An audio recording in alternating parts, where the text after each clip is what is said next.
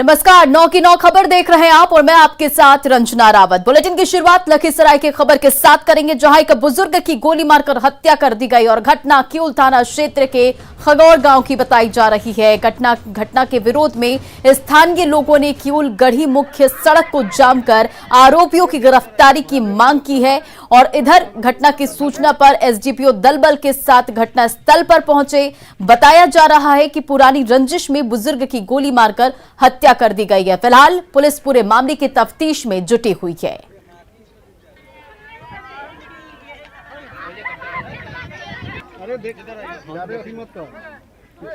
लखीसराय से ये तस्वीरें आप देख रहे हैं, जहां बुजुर्ग की गोली मारकर हत्या कर दी गई है और आक्रोशित लोगों ने सड़क जाम किया और पुरानी रंजिश को लेकर बुजुर्ग की हत्या बताई जा रही है। फिलहाल पुलिस इस पूरे मामले की छानबीन में जुटी हुई है।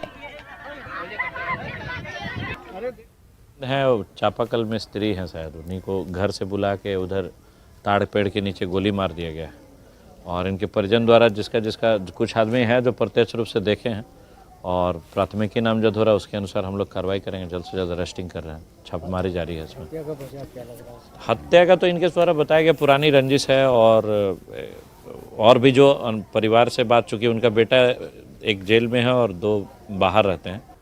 दानापुर से खबर आपको बता रहे हैं, जहां फुलवारी शरीफ से अपहरण के मामले में मुंबई पुलिस ने एक व्यक्ति को गिरफ्तार किया और पकड़े गए आरोपी का नाम साजिद जमाल खान है, जिसे मुंबई के संगोली सोलापुर पुलिस ने गिरफ्तार किया है और पुलिस ने एफसीआई रोड से एक ट्रक को भी बरामद किया है। बताया जा रहा है कि 14 फरवरी को सोलापुर के संगोली थाने में एनसीपी प्रमुख शरद पवार के गांव के एक ट्रक ड्राइवर ने अपहरण का मामला दर्ज किया था और उसी को लेकर मुंबई पुलिस फुलवारी शरीफ पहुंची थी और साजिद जमाल खान को गिरफ्तार किया। इन्होंने आया है, वो मिसिंग कंप्लेंट कराई है या अपहरण का, आई डोंट नो। उन्होंने हमको बोला कि चाबी किसके पास है, मेरे पास है, तो मैंने इनको दिया। इन्होंने बोला आपको मेरे साथ चलना है, हम कोऑपरेट कर रहे हैं इनके साथ जाने के लिए। इधर मधेपुरा सदर अस्पताल में प्रसूता की प्रसव के बाद मौत हो गई, जिसके बाद मृतक के परिजनों ने जमकर हंगामा किया और डॉक्टर और नर्स पर लापरवाही का आरोप लगाया। हंगामे की सूचना पर भारी संख्या में पुलिस बल मौके पर पहुंची और प्रशासनिक हस्तक्षेप के बाद मामले को शांत कराया गया। वहीं लोगों की मांग पर घटना की जांच के लिए एक जांच कमेटी का गठन किया गया है और तत्काल ऑन ड्यूटी नर्स और महिला डॉक्टर के वेतन रोकने का आदेश दिया गया है। डिलीवरी के लिए आए यहाँ पर, डिलीवरी के समय हुआ, बोला कि आप जांच ऊँच करवाए। जांच ऊँच करवाने के बाद बोला कि आप खून नहीं है देह में, खून नहीं है, थोड़ा देर टाइम लगेगा। उसके बाद टाइम लगेगा और टाइम ज़्यादा होने से तो वहाँ उसको ले गए। डिलीवरी के समय डिलीवरी हो गया समय पर।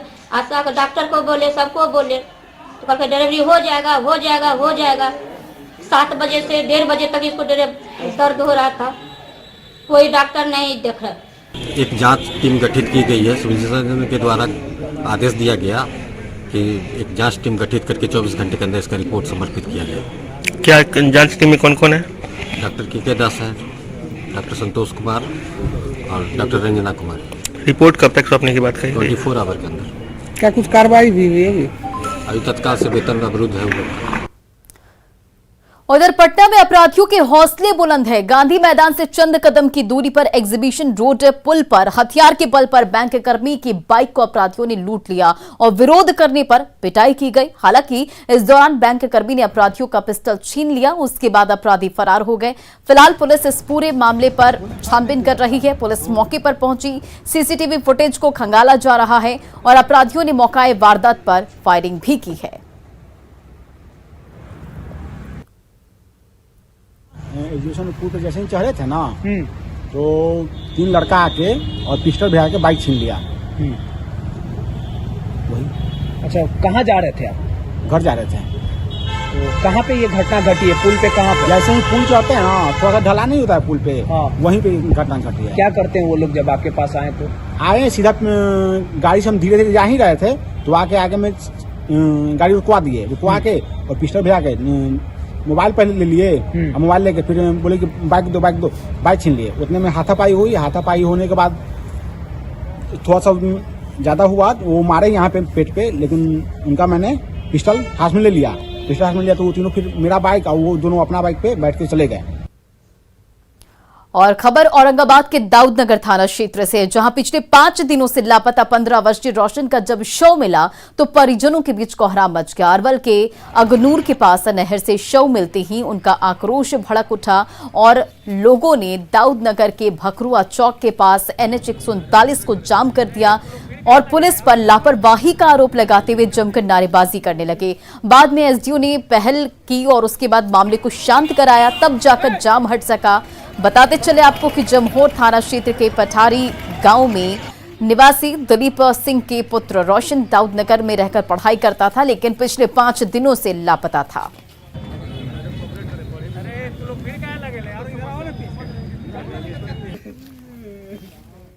कर्नाटक से चला हिजाब का विवाद बिहार के बेगूसराय तक पहुंच चुका है। पहचान के लिए बैंक के कैशियर के जब युवती को हिजाब हटाने को कहा तो बाप और बेटी ने बैंक में जमकर हंगामा किया। रिपोर्ट देखिए।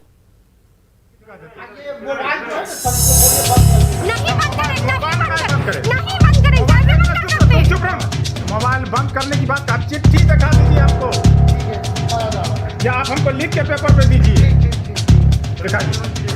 नहीं बंद करेंगे, आप लोग का विचार नहीं बंद करेंगे। कानून की बात करते हैं तो कानून के सामने चलिए। एक इंच आगे पीछे मोबाइल चालू है, हो रहा है,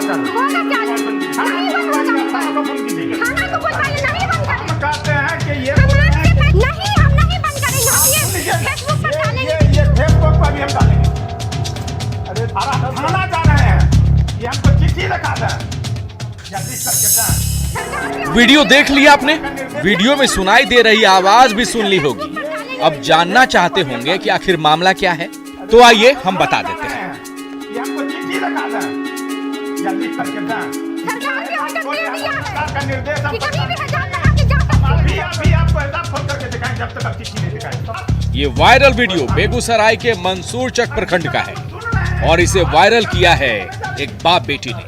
इन दोनों का आरोप है कि जब लड़की यूको बैंक से पैसे निकालने गई तो कैशियर ने हिजाब हटाने के बाद ही पैसा देने को कहा।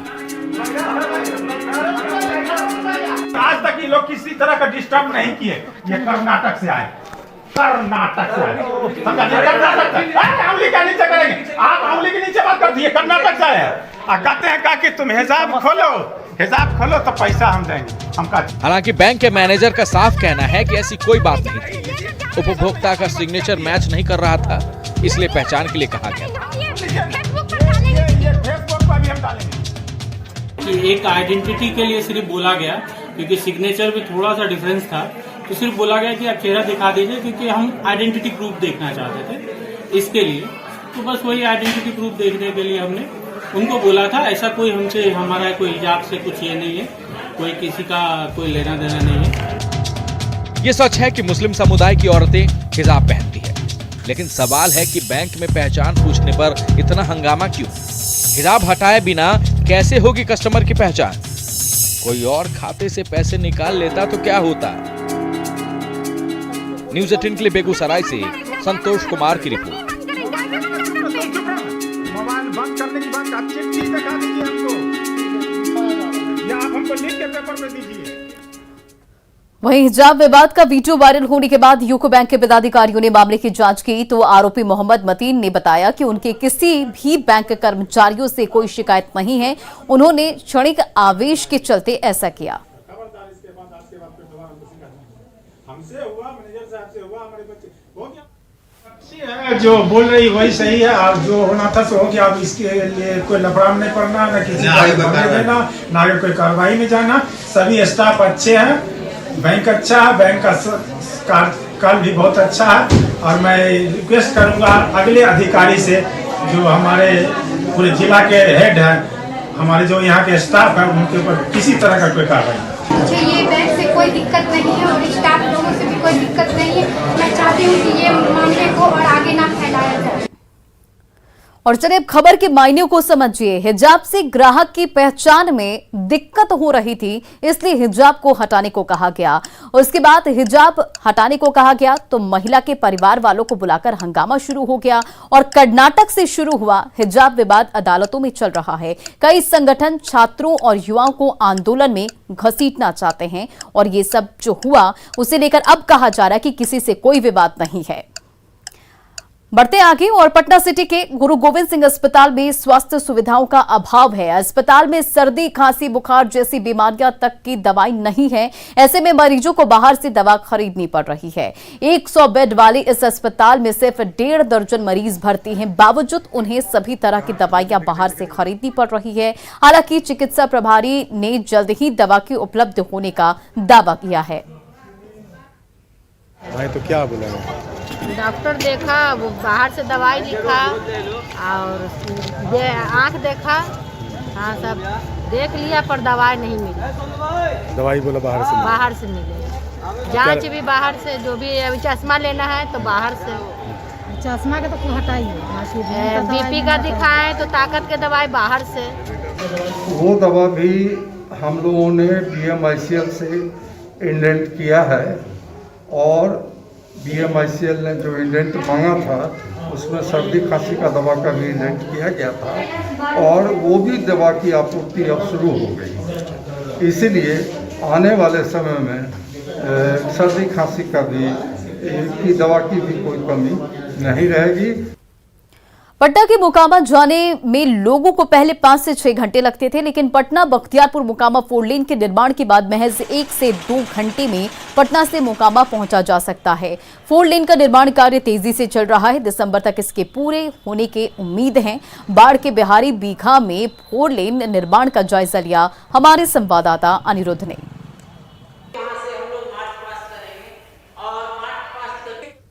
देश में बहुत सारे लोग जो हैं हमारे बिहार के बाहर से भी हैं, वो लोग भी आने के लिए इच्छुक हैं और शायद पहुंच भी जाएंगे। तो हम लोग हर तरह इसको मनाते हैं और इसमें खुशी जाहिर करते हैं कि अब हमारा कॉलेज इतने सालों से है, इसमें इतने डॉक्टर यहाँ से निकले हैं। हमने इन दिनों में क्या क्या बढ़ोतरी की है। और अब बात घास से बनी ज्वेलरी की। मधुबनी में सिक्की आर्ट से जुड़ी कुछ युवा कलाकारों ने अपनी क्रिएटिविटी की बदौलत सिक्की घास से रंग बिरंगी चूड़ियां बनाने का काम शुरू किया है।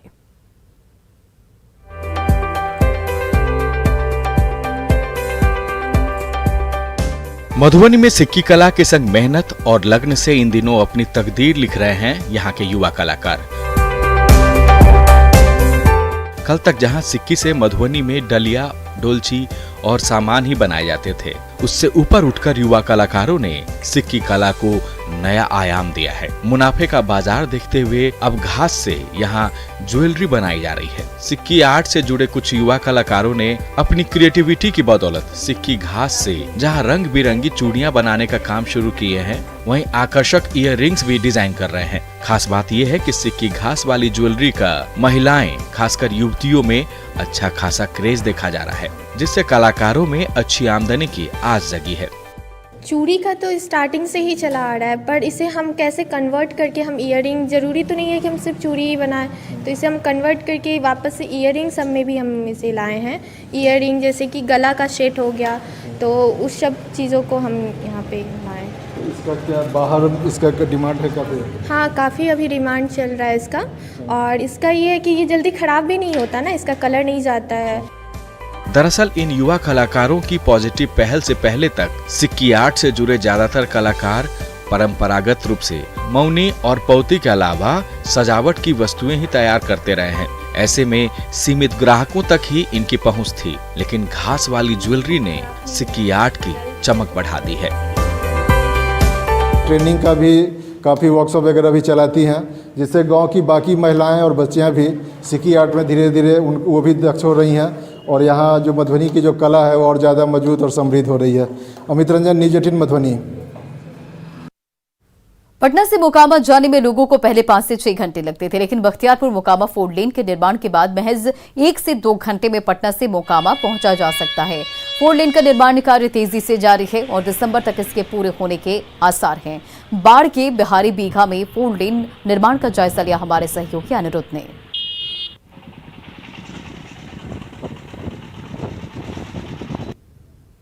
अब पटना से मोकामा की दूरी चंद घंटों में पूरी हो सकती है। कुछ साल पहले तक फतवा के रास्ते 2 लेन से होकर आने में घंटों लोगों को समय लगता था, लेकिन 4 लेन निर्माण से लोगों को समय की बचत काफ़ी हो रही है। NHAI बता रहा है कि दिसंबर महीने के अंतिम तक ये 4 लेन का काम पूरा हो जाएगा। लगभग 475 करोड़ की लागत से ये 4 लेन निर्माण बख्तियारपुर मोकामा का काम दिन रात जारी है। अब बस चंद महीनों का इंतजार और उसके बाद इस 4 लेन पर सब पर दौड़ेंगी गाड़ियां। अनिरुद्ध, न्यूज़ 18 बाढ़। और इधर आरा के शाहपुर प्रखंड में करनाम्बी पूर्व में श्रीमद् भगवत कथा सप्ताह ज्ञान यज्ञ का आयोजन किया गया है, जहां अयोध्या की पावन भूमि करनामीपुर पहुंचे और श्रीमद् भगवत जगत गुरु रामानुचार्य स्वामी वासुदेवाचार्य विद्याभास्कर जी महाराज भगवत गीता का पाठ कर रहे हैं। और इस भगवत कथा को सुनने शाहपुर के दूर दराज से गांवों से पुरुष और महिला श्रद्धालु पहुंच रहे हैं। करनामीपुर निवासी विद्यासागर मिश्रा के निजी कॉम्प्लेक्स में 16 फरवरी से जल भरी के साथ शुरू यह भगवत कथा सप्ताह महायज्ञ 25 फरवरी को ब्रह्मभोज के साथ खत्म हो जाएगा। और इस कथा सप्ताह के दौरान प्रत्येक दिन भगवत गीता के विभिन्न अध्यायों का वाचन आचार्य विद्याभास्कर जी महाराज के मुख से सुनकर इलाके के श्रद्धालु भाव विभोर हो रहे हैं। जो है आपका 16 तारीख से कलश यात्रा आरंभ हुई, जो भव्य रूप से हुई। इसके बाद 17 फरवरी को देवासन हुआ, भगवान का आह्वान हुआ। और 18 से विद्याभास्कर जी, जगत गुरु विद्याभास्कर जी महाराज की कथा आरंभ हुई, जो 18 से 24 तक चलेगी। 24 तक चलेगी। और 25 को यहाँ भागवत भंडारा का आयोजन है, जो सभी श्रद्धालु भक्त जो है प्रसाद ग्रहण करेंगे। और बक्सर में बहरूपिया कला खत्म होने के कगार पर ये कलाकार भगवान हनुमान का रूप बनाकर लोगों का मनोरंजन करते थे और इन्हें पैसे से इनका घर चलता था, लेकिन कला का चलन कम होने से इनकी परेशानी बढ़ गई है। हनुमान दास ये बक्सर के रहने वाले बहरूपिया हैं, जो पिछले 60 सालों से भगवान हनुमान का रूप बनाते हैं और लोगों के बीच जाते हैं। इनसे बात करते हैं कि अब इस पेशे में कितने साल से हैं और इनके साथ कितने लोगों की टीम है। हनुमान दास जी बताइए कि आप कब से बन रहे हैं? ये हमको हो गया है सर करीब 60 साल और 60 साल से इसको पूजा पाठ करते हैं। इसको सुमर करके हनुमान जी के नाम से हम चलते हैं जी। कैसे बनते हैं आप हनुमान का रूप धारण करते हैं? 1 घंटा समय लगता है सर हमको बनने में। आपके साथ कितने लोग और हैं? बस हम अकेले हैं सर। अच्छा जी। लोगों के बीच जाके क्या बताते हैं? बोलते नहीं है सर, वो अपने रूप से अपने पैसा मिल जाता है आपको, हम बोलते नहीं है किसी से। कितने लोग हैं यहाँ बक्सर में जो बहरूपिया बनते हैं, 2 पैसा कमाते हैं? ये सर बहरूपिया तो अब खत्म हो गया है, एक ठो हनुमान दास रह गया है। कितनी उम्र हो रही है आपकी? हमको 60 हो गया है। तो ये हैं हनुमान दास हैं, जो पिछले 60 सालों से बता रहे हैं कि ये बहरूपिया का रूप धारण करते हैं। और इनका साफ तौर पर कहना है कि अब ये जो धीरे धीरे बहरूपिया बनने की जो संस्कृति है, जो ये परंपरा है, वो विलुप्त हो रहा है। पुष्पराज, न्यूज़ 18 बक्सर। धनबाद और बोकारो की भाषा सूची से मगही और भोजपुरी को हटाए जाने का विवाद थमने का नाम नहीं ले रहा है। जहां भोजपुरी मगही बोलने वाले उर्दू का विरोध कर रहे हैं, तो दूसरी तरफ आदिवासी संगठनों ने भोजपुरी मगही और अंगिका को हर जिले से हटाने की मांग की है। हेमंत सरकार ने पिछले शुक्रवार को रात के अंधेरे में एक बड़ा फैसला लिया। धनबाद और बोकारो की भाषा सूची से मगही और भोजपुरी को हटा दिया गया। सरकार ने दबाव में फैसला तो ले लिया, लेकिन विवाद थमने के बजाय बढ़ता ही जा रहा है। मगही भोजपुरी अंगिका मंच के लोगों का कहना है कि वो फैसले के खिलाफ सड़क पर उतरेंगे, राज्यपाल के सामने अपनी बात रखेंगे और अगर जरूरत पड़ी तो अदालत का भी दरवाजा खटखटाया जाएगा। अखिल भारतीय भोजपुरी मगही मैथिली अंगिका मंच की ओर से लगातार इसके पक्षधर रहे हैं, लेकिन सरकार लगातार भाषा को लेकर कई बार जो है कि असंवैधानिक निर्णय लिया है। ये राज्य के लिए बड़ा सवाल बन गया है और पूरे राज्य भर में जनाक्रोश है। दूसरी तरफ आदिवासी मूलवासी संगठन के लोगों का कहना है कि जिलों में सिर्फ झारखंड में बोली जाने वाली बोली और भाषा को ही रखा जाए, भोजपुरी, अंगिका और मगही को सभी जिलों से हटाया जाए। मांग उठ रही है यहाँ की भाषाओं को शामिल नहीं करने के लिए, तो ये स्वागत युवक है और ये मांग हम लोग भी करते हैं। आप यहाँ पर आइए, अंग्रेजी बोलिए, आप पर यहाँ पर आइए, भोजपुरी बोलिए, मैथिल बोलिए, लेकिन यहाँ पर कानूनन मान्यता दीजिएगा तो हम लोग बर्दाश्त नहीं करेंगे। शिक्षा मंत्री जगन्नाथ महतो उन कुछ नेताओं में से हैं जिन्होंने मगही भोजपुरी को हटाने की मांग की थी। वहीं दूसरी ओर सरयू राय ने सरकार से सवाल पूछा है कि किस नियम और कानून के तहत सरकार ने पहले इन भाषाओं को क्षेत्रीय भाषा का दर्जा दिया था और अब किस कानून के तहत वापस लिया है। सरयू राय ने सरकार से अपने फैसले पर पुनर्विचार करने की मांग की है। ये जो विवाद उठ खड़ा हो रहा है, सरकार को जवाब देना होगा। मैं ये नहीं कहूंगा कि आप नियम कानून संविधान का प्रावधान हटा दीजिए, पालन मत करिए, मगर जब आप कोई भी कार्रवाई करेंगे सरकार के रूप में तो उन पर विचार करना होगा जो बिहार पुनर्गठन अधिनियम के तहत झारखंड के माने गए हैं। अब सवाल ये है कि क्या झारखंड की हेमंत सरकार दबाव में फैसले लेती और बदलती रहती है। न्यूज़ 18 के लिए रांची से निरंजन और जमशेदपुर से प्रबंधन की रिपोर्ट। और फिलहाल इस बुलेटिन में इतना ही। बने रहे आप न्यूज़ 18 बिहार झारखंड के साथ।